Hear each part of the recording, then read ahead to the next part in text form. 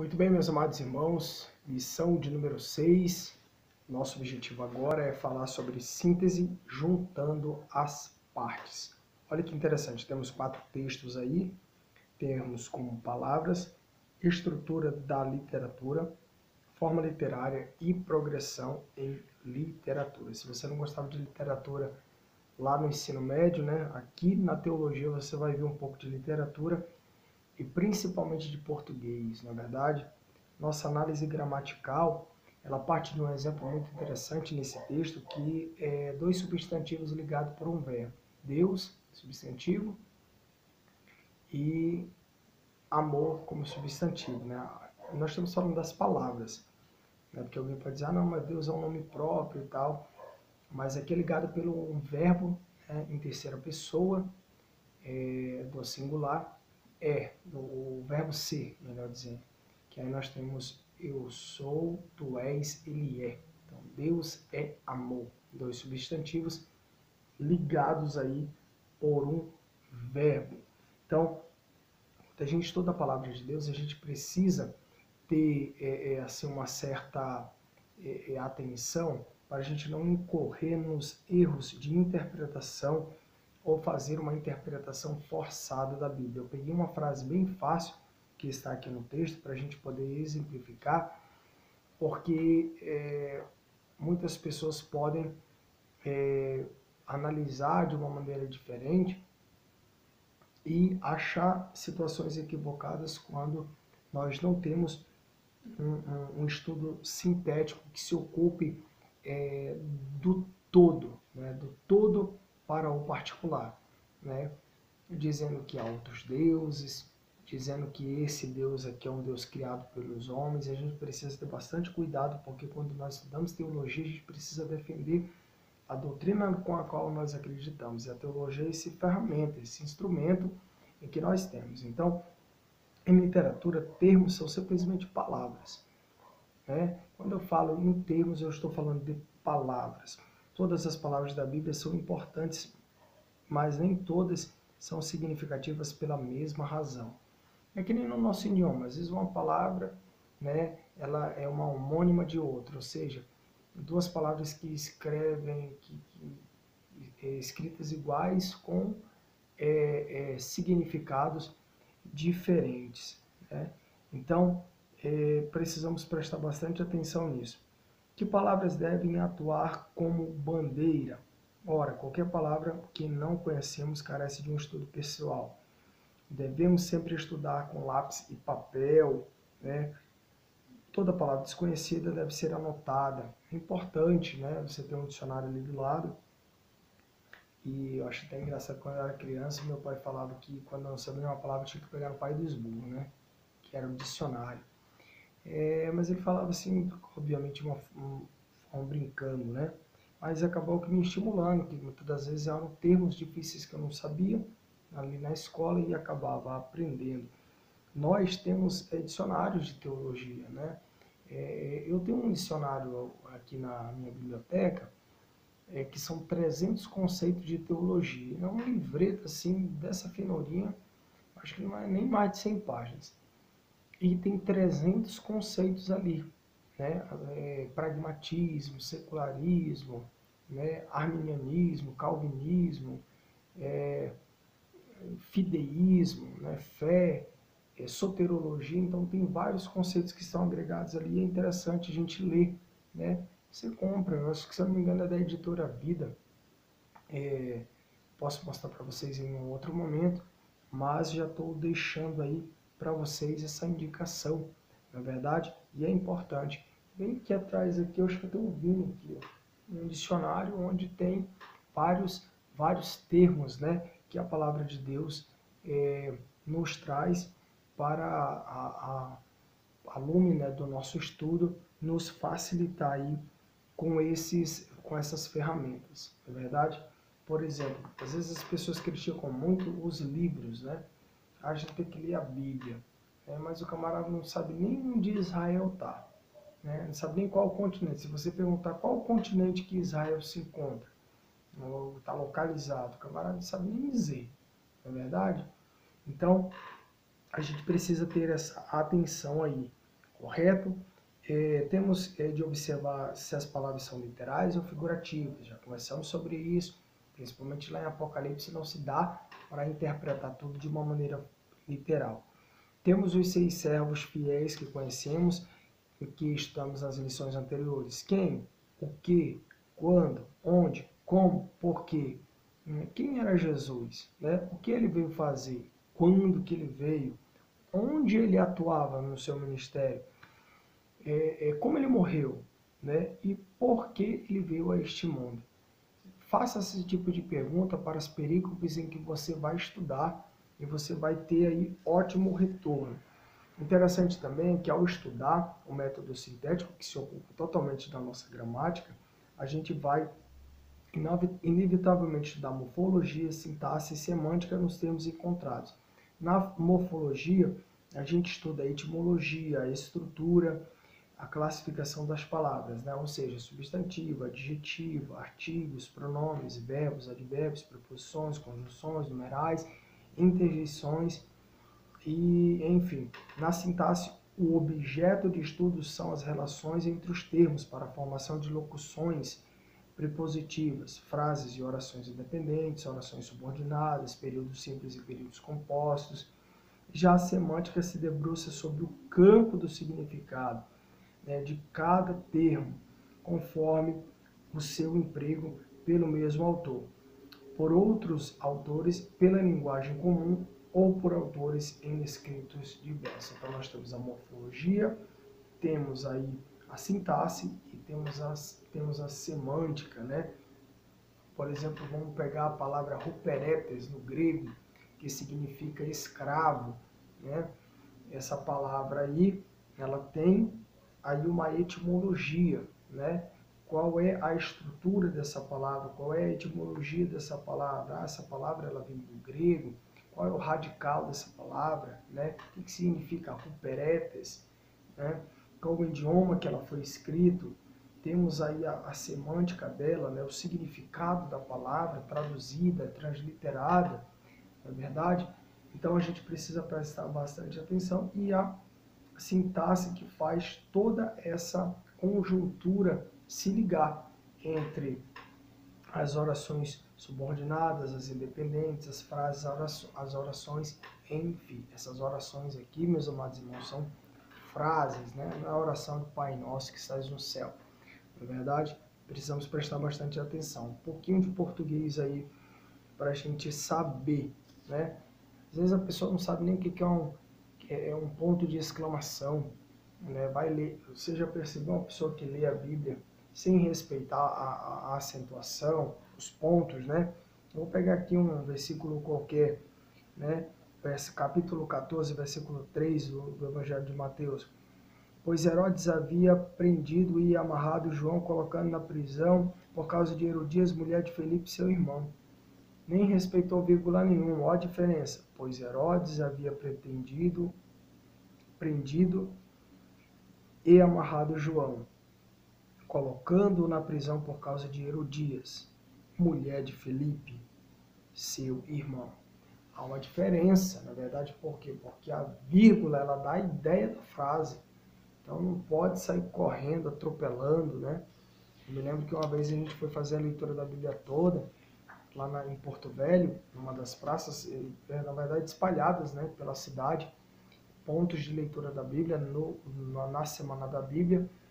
E foi um rapaz lá para ler a Bíblia, ele começou a ler, eu acho que ele queria ler muito rápido, saiu atropelando tudo, e aí não respeitava a vírgula, que lendo quase que correndo, né?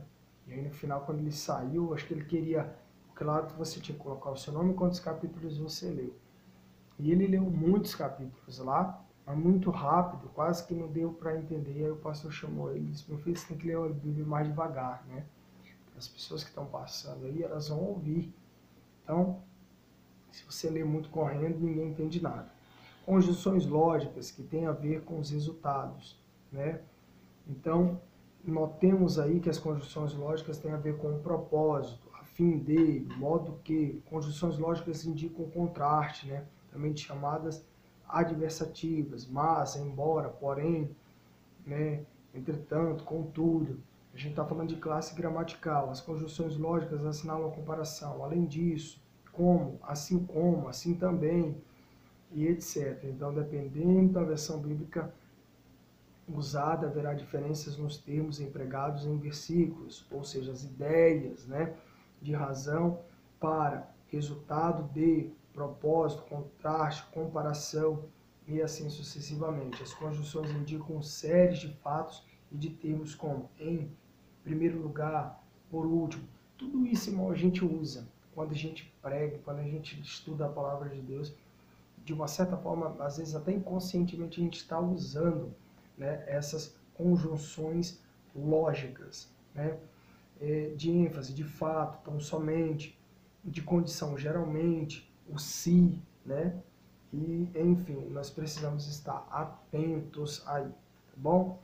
O texto de número 2 vai falar da estrutura da literatura, ou seja, análise estrutural, né, sendo a literatura uma das dimensões da hermenêutica ao lado da teologia e da história. Lembra da tríade, né? Ou daquela tríade hermenêutica que o Kotzenberg e o Patterson usavam?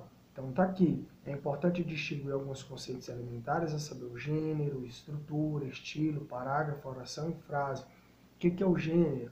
Literário é a forma escolhida pelo autor para a veiculação da mensagem. Às vezes, se o autor era mais culto, ele usava uma palavra, uma linguagem mais rebuscada, né, para os seus autores.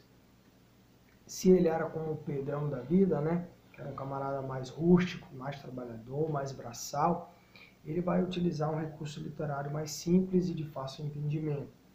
Estrutura é um arranjo das sentenças, né, ou parágrafos de um texto com o objetivo de comparar, contrastar, realçar, advertir, indagar, comover, persuadir, ensinar, categorizar, alegrar, auxiliar, memorização, enfim. Nós temos aqui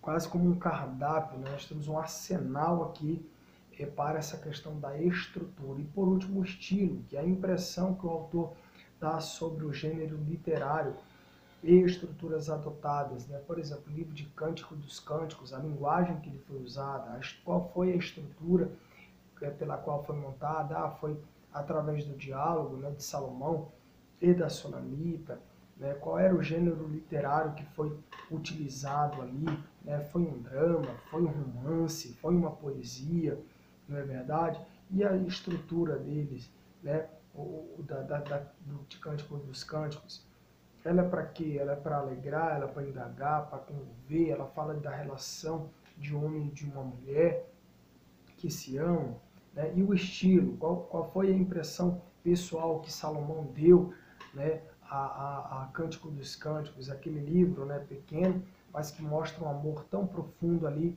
de um homem, né, para com uma mulher. Tem gente que diz que aquele livro ali é tão somente só e deve ser interpretado como o amor de Salomão para a mulher sulamita.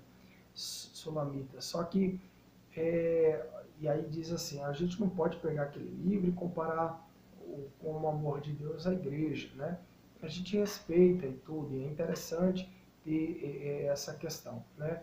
Mas na Bíblia, meu irmão, se você ler, você pode dar asas à tua imaginação, respeitando a hermenêutica e a exegese, né? Mas não vai deixar também da gente parar para pensar ao ler uma história como aquela, né, de Salomão e Sulamita, a forma como Deus nos amou, né? Claro, o amor deles não dá para comparar com o amor de Deus, que é muito e superior e infinitamente maior.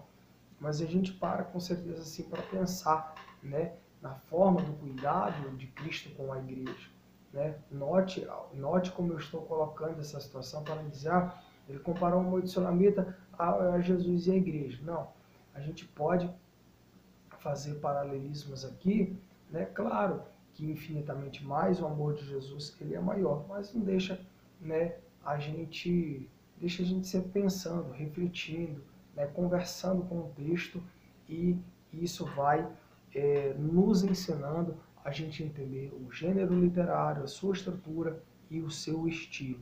Certamente você está entendendo que os livros da Bíblia não são uma coleção desordenada, desordenado, de fato, né?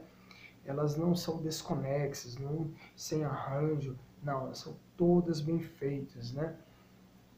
Então, o leitor pode perder-se nos detalhes dos versículos das Escrituras que são importantes e não vê a poderosa mensagem do livro como um todo. E por isso que a gente fala, tem gente que pega um negócio, né, isola e aí quer ficar fazendo doutrina em cima daquilo que ele isolou. Mas tem muito mais beleza no todo também. Do particular para o todo e do todo para o particular é interessante estudar. As palavras são blocos de construção da linguagem, né? As unidades menores que transmitem aí o seu significado. Quando sentenças com pensamentos relacionados são postas juntas, formam parágrafos, né? Há algumas Bíblias que são divididas em parágrafos. Hoje a gente tem esse recurso, né? Mas quando o Antigo Testamento foi escrito no hebraico, bem arcaico mesmo, o que dividia uma consoante da outra era um fio de cabelo, só para você ter ideia, era tudo junto, né? Foi depois de muito tempo que o pessoal adicionou ao alfabeto hebraico, né? Eu estou falando do hebraico arcaico, né? Nem desse hebraico moderno, que eles aí adicionaram aquilo que a gente entende por vogal, né? Eram uns apóstrofos que eles colocavam em cima das letras. É bem complexo o hebraico. Quando eu estudei na faculdade, não é um idioma muito fácil, né, de ser entendido, mas também não é impossível. Na verdade, inclusive, quando você lê os Salmos, você vai chegar numa parte em que está ali algumas letras do alfabeto, né? O Salmo 119 ali tem Aleph, Bet, Tet e outras, na verdade até o final do alfabeto, separado ali por perícopes, por sentenças, né, por parágrafos daquela canção cantada ali. Atmosfera literária. A atmosfera literária é o tom ou humor subjacente e evidente na escrita. Que humor ou humores o autor transmite? O humor ou a atmosfera pode ser de desespero, gratidão, zelo, reverência, urgência, alegria, humildade, ternura, raiva, persuasão, condenação, questionamento, preocupação, encorajamento. Lembra de Davi?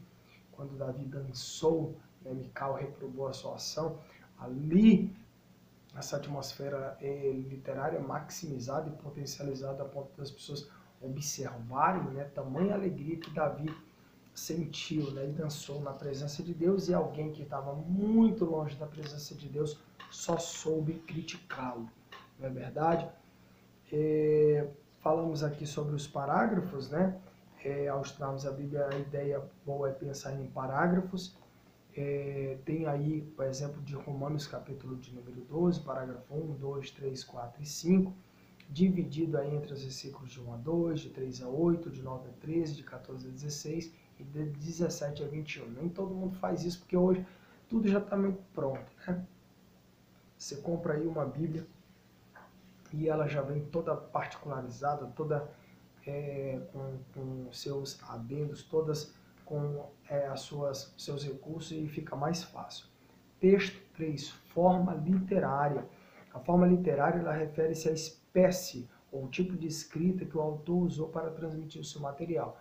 Já conversamos sobre isso daqui, falamos que os autores, né, da Bíblia Sagrada se utilizaram dos seus recursos lógicos, dos seus discursos, para que o seu público-alvo pudesse ouvir. Então, temos aí o discurso, é um tipo de literatura que pretende estabelecer verdade de maneira lógica, fundamentada. Jeremias fez vários discursos proféticos, né? Prosa narrativa é uma biografia ou história. Ela pode ser encontrada em Gênesis, nos Evangelhos. Quando conta a história de alguém, no caso de Abraão, nós temos um vasto, né, espaço no Gênesis para a história de Abraão. Temos a história de Moisés, de Davi, né, e Daniel, entre outros, né, que nós temos aí então uma prosa narrativa, uma espécie de história ou biografia. Poesia é uma forma de literatura encontrada por toda a Bíblia, né, muito maravilhosa. Em algumas Bíblias as poesias são impressas seguindo a estrutura poética tradicional arranjadas em versos e com linhas recuadas, e cada verso começando com a letra maiúscula. Aí você vai ter uma infinidade, né, de Bíblias que vão te ajudar nesse sentido. Eu acho que hoje, se você procurar uma Bíblia que separa só as poesias lá nela contida, você vai encontrar, né? Eu vou falar uma coisa aqui que parece até brincadeira, né? Mas nos idos de 2005, 2004, quando eu fazia ETAD, eu nunca me esqueço disso. Eu conversava com os irmãos assim, no corredor da ETAD, lá comendo uma coxinha, tomando um café.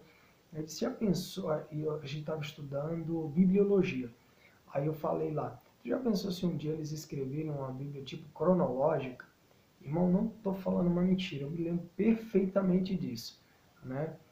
Isso era lá em 2004, 2005, quando o recurso de internet era até bem limitado, né? Nós não tínhamos tudo isso que temos hoje, né? Que a gente fala uma coisa aqui, do outro lado do mundo o pessoal está sabendo.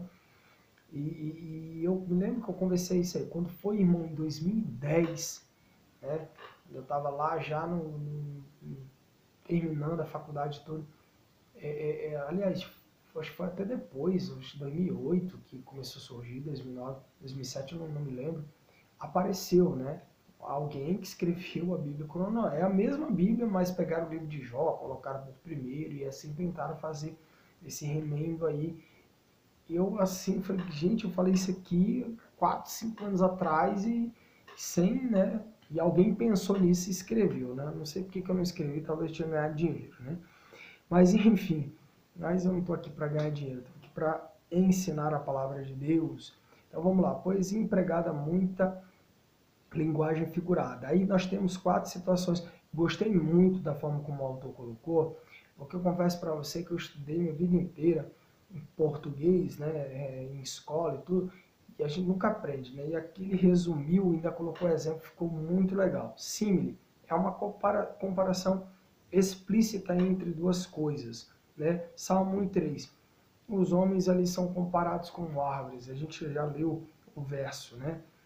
Metáfora, comparação implícita, né, entre duas coisas. Se na símile é uma comparação explícita, o homem parece uma árvore que dá fruto. Na metáfora, ele é uma comparação implícita, né, quase como para dentro, né, sem o uso das palavras que explicitem essa comparação. Efraim é força da minha cabeça. É uma comparação, mas está mais implícita do que explícita, não é verdade?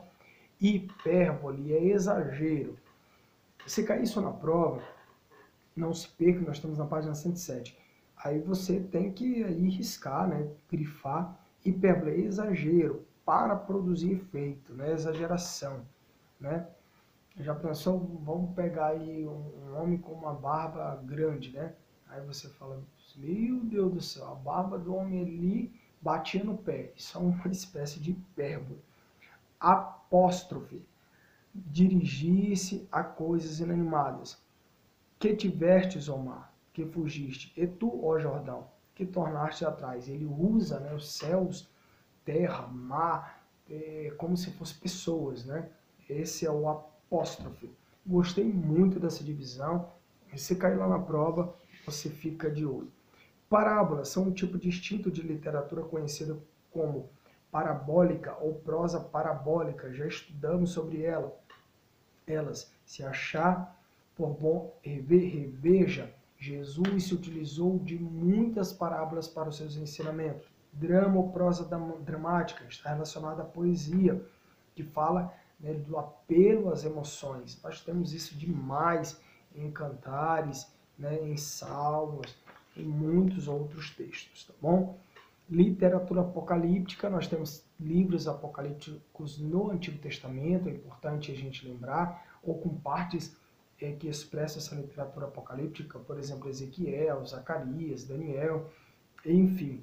Né? A última das formas literárias, Apocalipse, ou seja, a revelação. Né? Tem gente que pensa que Apocalipse é o fim do mundo, mas na verdade Apocalipse, a palavra, ou o significado da palavra, a semântica, lembra lá? Significa revelação. Aí você vai estudar a etimologia da palavra. Essa palavra veio de onde? Ela veio do grego, né? e como é que ela escreve, como é que ela foi transliterada. Então tem tudo isso, correto? Então eis aqui um gráfico aí, ó, na página 108, discurso, nós temos um exemplo lá em Mateus 5, né? O Sermão da Montanha, prosa, narrativa em Atos 16, né? O que é essa prosa narrativa? Biografia ou história? Vai marcando, vai linkando aí. Poesia, lá em Jeremias, tem muitas. Parábola, Lucas 14. Nossa, se fosse colocar exemplo de parábola aqui, tem muito. Drama, Jó, né? O drama de Jó, capítulo 32. Texto apocalíptico, lembra que eu falei? Ezequiel? Ezequiel, capítulo 1. Beleza? Texto de número 4. Meu Deus, nós estamos no 4 já. Foi rápido aqui então, né? Falamos da forma literária, da estrutura, já estamos no 4, vamos encerrar. Progressão em literatura. Recurso literário da mudança de expectativa. A progressão, também chamada de mudança de expectativa por Osborne, lembra que uma outra coisa muito legal aqui no livro da Idade é que nesse livro em especial, todos os teólogos que ele vem citando, ele está colocando aí a referência bibliográfica. E você pode pesquisar no Google, ver, né? No Google você acha de tudo, né, meu irmão? Você coloca lá, vai ver a cara lá do cidadão, as suas formações. Lá no Google tem um Google Tradutor, se os camaradas forem norte-americanos, você já traduz ali. E ali você vê o quanto o camarada se debruçou, né, para estudar. Correto? Verifica-se pela presença inesperada ou incomum de um termo, estrutura sintática, frase ou período, ou significado de um termo. E pode envolver diferentes princípios de composição, como perguntas retóricas, inclusio e quiasmo. Foi o que a gente já falou. Ao tratar de mudança de expectativa e sua importância, para ênfase isso traz, Osborne oferece um exemplo elucidativo que vale para análise estrutural como um todo. O fato de o discurso de despedida de Jesus, João capítulo 14 a capítulo 16, conter muitas mudanças, foi entendido por alguns estudiosos como a ausência da unidade de texto, que seria fruto de uma sucessão de traduções sobrepostas. Esse é o tipo de orientação chamada de crítica da forma. Isso aí a gente vai estudar em outro momento. Mas a crítica da forma é algo pesado mesmo. Própria do liberalismo teológico e do seu histórico crítico de interpretação. A gente estuda a crítica da forma em outro momento, e se eu salvo engano, vocês que estão no médio, se quiserem ir para o avançado, nós vamos estudar mais aprofundadamente a questão da crítica da forma. A gente precisa ter bastante cuidado. Eu citei para vocês, eu tenho um livro dele aqui, do Rudolf Bultmann, que foi um homem que ele escreveu uma tese sobre, quando eu falo tese, é aquilo que ele defendeu, que ele escreveu, né? Não necessariamente aquela tese da universidade, mas todo o seu material em que ele coloca o Cristo da fé e coloca o Jesus histórico. Até o século XIX, XX não se tinha, né, isso muito bem condensado, né? Pós século XVII nós não tínhamos, nós só tínhamos aquilo que veio dos primeiros cristãos, né, de toda a literatura amarrada pelos pais da igreja. E ele propõe aí um contraponto, né, e todo ponto de vista é visto de um ponto. Então o camarada escreveu algo que talvez alguém não tinha debatido e essa dialética se estende até os dias de hoje. Então, a compreensão da progressão em literatura ajuda-nos melhor a compreender a progressão espiritual, necessário crescimento espiritual. Mudança é a ideia central também na progressão espiritual, mas todos nós somos transformados de glória em glória. A gente precisa ter calma e cuidado para a gente não ficar, né, passando por cima das coisas e fazer um desespero disso. A ideia por detrás da progressão é mudança, né? Ao ler uma passagem das Escrituras para estudo, estamos procurando por mudança. Que elementos podem mudar dentro de uma passagem? O foco sobre a vida de uma pessoa, mover-se de um estado para outro, né? Uma progressão biográfica, histórica, cronológica, ideológica, temática. Então, nós temos um padrão que o autor usa para estender um tema em dada passagem da Escritura e a gente conseguir visualizar, né, suas progressões. Olha o ministério de Jesus e você vai ver progressões na vida de Jesus, biográfica, histórica, cronológica, ideológica e temática, né? Mudança drástica é chamada de progressão temática. Às vezes ele estava, que nem aquela passagem que nós lemos, né?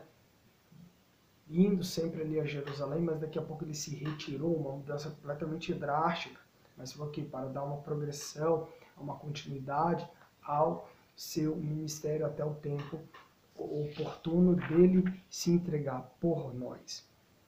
Por fim, a seu turno, Edwin Webster, citado por Osborne, publicou um artigo explicando que o Evangelho como unidade literária está minuciosamente firmado sobre a base da disposição simétrica e do equilíbrio das unidades, e que João 13:16 haveria duas divisões concêntricas, cada uma delas dividida em três, formando um quiasmo, que explicaria as repetições de João 14 e 16. Os leitores da Antiguidade compreendiam mais facilmente a mensagem por conviverem com a referida estrutura literária, mas a dificuldade do leitor contemporâneo pode ser superada pelo estudo, né? Ou seja, ele está dando contraponto daquilo que a gente falou antes, né? Que por causa de uma teologia mais liberal e a crítica da forma, faz com que coloca em xeque aí, talvez o João, capítulo 14 a 16, num discurso de conter mudanças, né? E às vezes os estudiosos veem como a ausência de unidade do texto, e particularmente eu não vejo como falta de unidade. Muito pelo contrário, eu acho que há uma unidade sim, né? E elas são muito bem encaixadas, e inclusive nesse encaixe, se você tiver uma repetição, uma intercalação, uma comparação, são coisas que agregam o pensamento do leitor e firmam aquilo que Jesus falou. Correto? Que Deus em Cristo abençoe o nosso coração. Nós estamos encerrando aqui a nossa terceira semana, lição 5 e 6. Que Deus abençoe a tua vida. Tenha um ótimo final de semana. Quero pedir perdão dos irmãos que só agora pude gravar. Foi uma semana bastante corrida para mim. Estava em semana de prova na faculdade. Estou deixando aqui a minha justificação, mas que Deus abençoe vocês de uma forma especial, em nome de Jesus. Já está seguindo aí por link do YouTube, que eu estou disponibilizando aí para vocês. Deus abençoe e até semana que vem.